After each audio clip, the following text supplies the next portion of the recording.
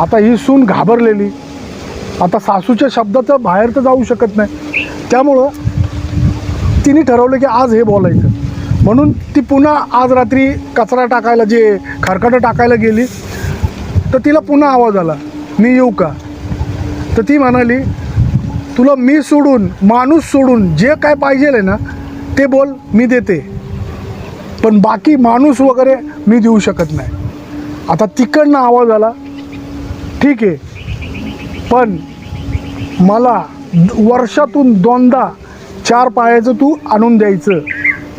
आता ती जी सून होती ती काही बोलली नाही आणि आपल्या घरात आली. आता तिने हे घडलेलं सगळं सासू सासऱ्यांना सांगितलं.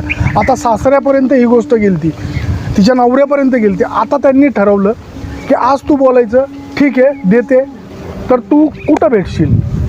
आता ही रात्री गेली,